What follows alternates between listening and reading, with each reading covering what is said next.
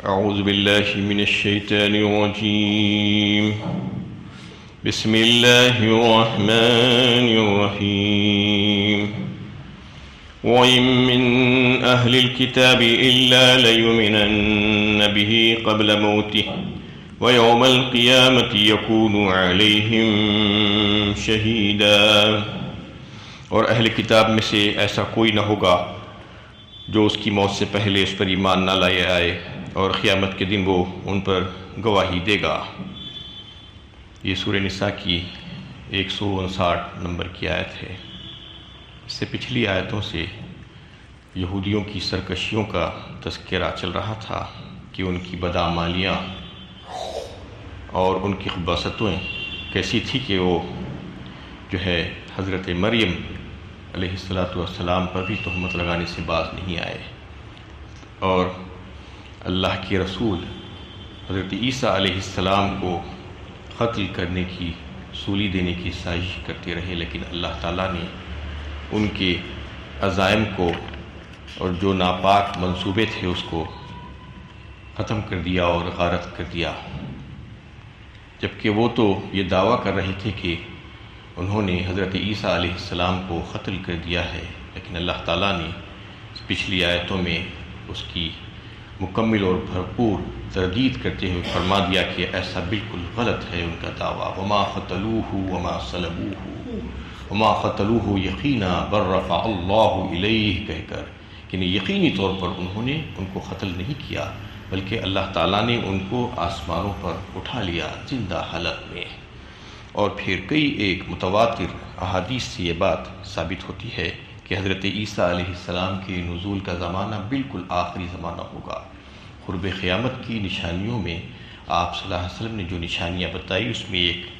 خاص نشانی یہ بھی ہے کہ حضرت عیسیٰ علیہ السلام کا نزول، اور وہ ایک مخصوص مہم کو سر کرنے کے لیے کچھ مخصوص کام ان کے ذمے ہوں گے جو ابھی کرنے باقی تھے، اس کو انجام دینے کے لیے وہ دنیا میں تشریف لائیں گے۔ اللہ تعالیٰ ان کو پھر سے نازل فرمائیں گے۔ یعنی اس میں کام کیا ہوں گے کہ صلیب کو توڑیں گے، خنزیر کو قتل کریں گے، جزیہ معاف کریں گے، دجال سے مقابلہ کر کے اس کو قتل کریں گے، اور یاجوج ماجوج کا جو فتنہ ہوگا اس سے مقابلہ کریں گے، اور انہی کی بددعا سے وہ یاجوج ماجوج آخرکار ہلاک ہو جائیں گے۔ یہ تو جو ہے ان کے عظیم ترین کام جس کو وہ انجام دیں گے۔ اس کے علاوہ یہود کے جو دعوے تھے، وہ دعووں کو غلط ثابت کرنے کے لیے کہ انہوں نے حضرت عیسیٰ علیہ السلام کو قتل کیا تھا، وہ بتائیں گے کہ انہوں نے نہیں قتل کیا تھا، بلکہ عیسیٰ علیہ السلام زندہ موجود ہیں۔ نیز نصارہ کے جو غلط عقائد ہیں کہ عیسیٰ علیہ السلام کو غلو میں پڑھ کر انہوں نے اللہ کا بیٹا ہونے کا جو باطل عقیدہ گھڑ لیا تھا، وہ عقیدے کو بھی جو ہے وہ باطل کر دکھائیں گے کہ میں اللہ کا بندہ ہوں، انی عبد اللہ کہہ کر بتائیں گے کہ میں اللہ کا بیٹا نہیں بلکہ اللہ کا بندہ ہوں۔ ان کے بھی جو باطل عقائد تھے عیسائیوں کے، اس کو بھی جو ہے وہ باطل کر کے دکھائیں گے، اور حضرت عیسیٰ علیہ السلام کی رسالت اور قرآن کی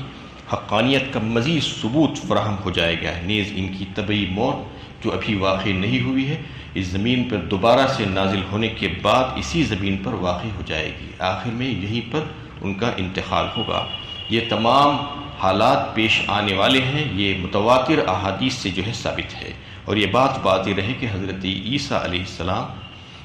کو رسول کی حیثیت سے حضرت محمد مصطفیٰ صلی اللہ علیہ وسلم سے جو پہلے آ چکے ہیں مسلمان مان چکے ہیں، یعنی آپ بھی اللہ تعالیٰ کے رسولوں میں سے ایک رسول تھے،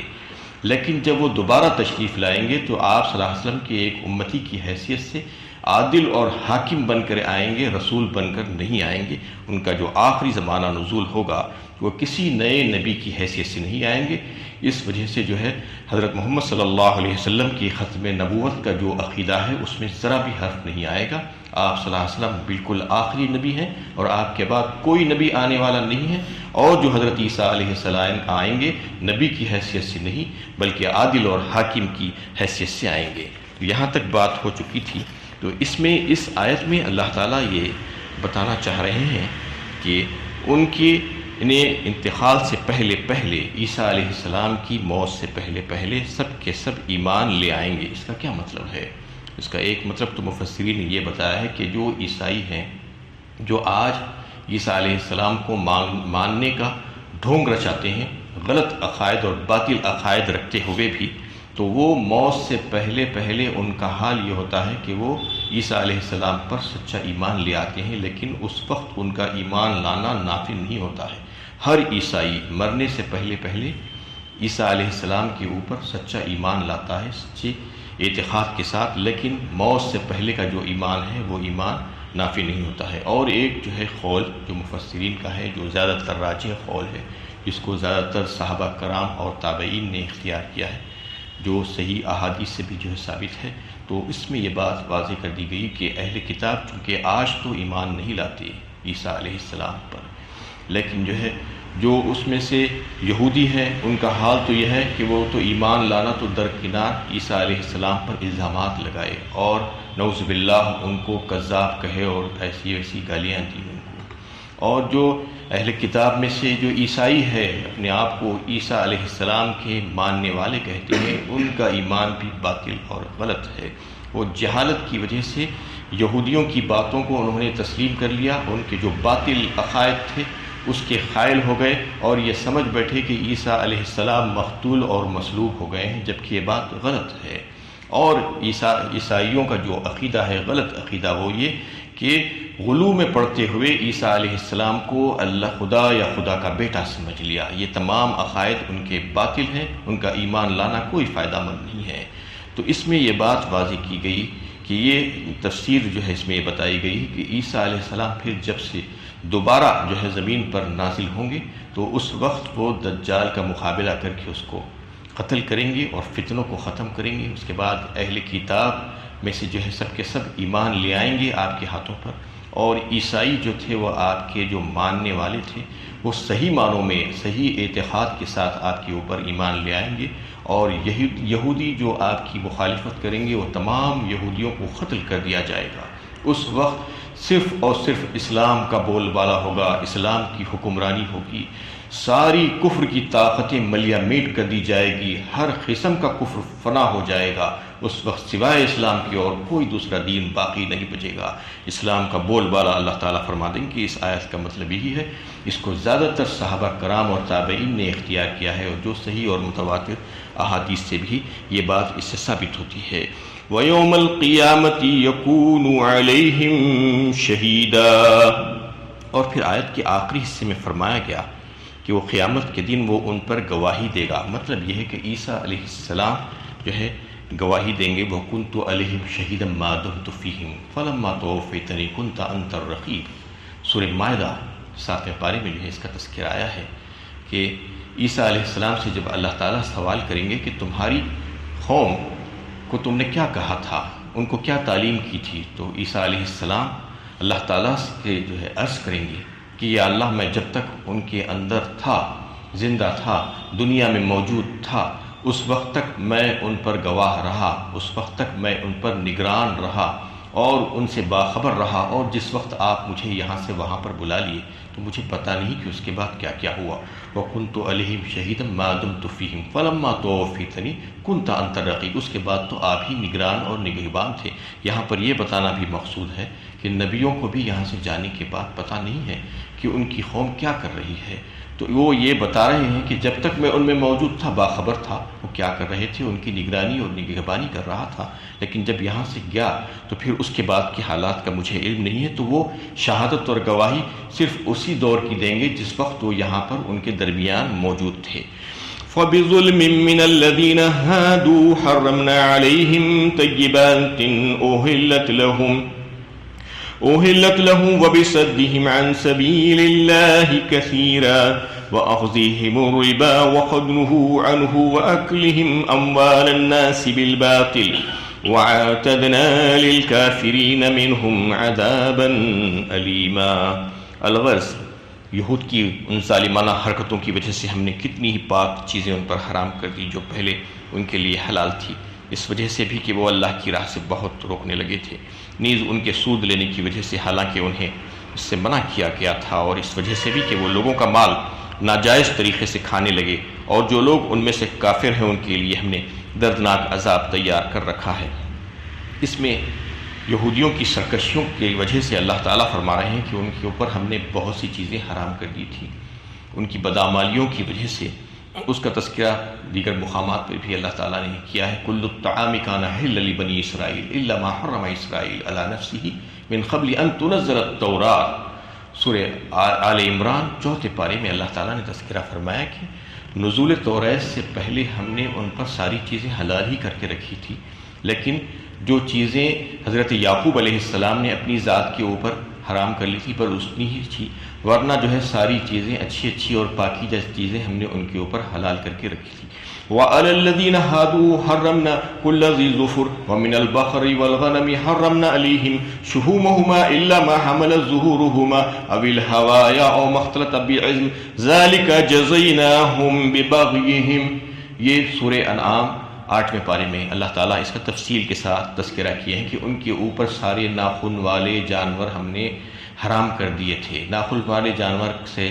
مراد یہ ہے کہ وہ جانور جن کے پیروں کی انگلیاں پھٹی پھٹی ملی جلی ہوتی ہیں، الگ الگ نہیں ہوتی، جدا جدا نہیں ہوتی، وہ سب ناخن والے جانوروں کو اللہ تعالیٰ نے ان کے اوپر حرام کر دیا تھا. وہ کون سے جانور تھے؟ جیسا کہ بکری، گائے،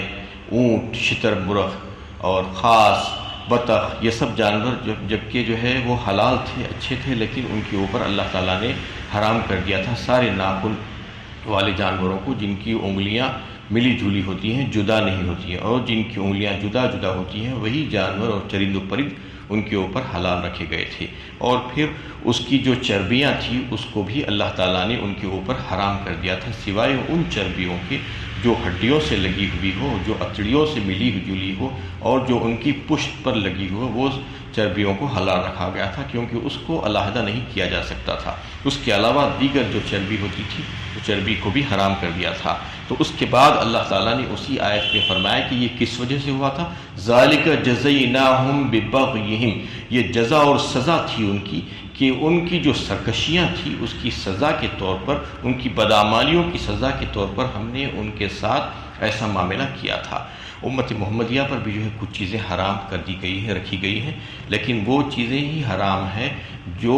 جسمانی اور روحانی طور پر ان کے لیے مضر ہے، نافع نہیں ہے. یعنی امت محمدیہ کے لیے، ہمارے لیے جو چیزیں حرام رکھی گئی ہیں وہ ناپاک اور نجس ہیں، اور ہمارے جسم اور ہماری روح کے لیے جو چیزیں خراب ہیں انہی چیزوں کو اللہ تعالیٰ نے ہمارے لیے حرام قرار دیا ہے. اور جو چیزیں ہمارے لیے یعنی اچھی ہیں ہمارے جسم اور روح کے لیے، اور پاکیزہ اور عمدہ ہیں اور طیب ہیں، ان کو، ان تمام چیزوں کو اللہ تعالیٰ نے ہمارے لیے حلال قرار دیا ہے. لیکن اس قوم کے لیے ایسا نہیں تھا، بلکہ اس قوم کے لیے بہت سی اچھی اور پاکیزہ چیزوں کو بھی اللہ تعالیٰ نے ان کی سرکشیوں کی وجہ سے حرام قرار دیا تھا. اس کا تذکرہ اللہ تعالیٰ اس آیت میں فرما رہے ہیں. تو جو چیزیں ہمارے اوپر اللہ تعالیٰ نے اپنے فضل و کرم سے جو عمدہ اور اچھی اور پاک اور طیب چیزیں ہیں حلال کی ہیں، ان سب کو ہم استعمال کرنا چاہیے، اور کسی چیز کو بھی ہم حرام سمجھ کر جو ہے اس کو نہیں چھوڑنا چاہیے. ہاں کسی اور وجہ سے اگر استعمال نہیں کر رہے ہیں تو اور بات ہے، لیکن اس کو اپنے طور پر حلال یا حرام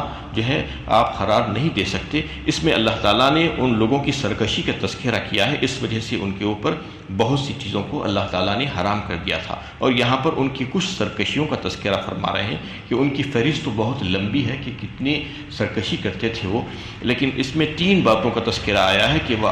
کہ وہ لوگ جو ہے اللہ کی راہ سے روکتے تھے لوگوں کو. وَبِصَدِّهِمْ عَنْ سَبِيلِ اللَّهِ كَثِيرًا، یعنی اللہ کی راہ سے بہت سے لوگوں کو روکا کرتے تھے.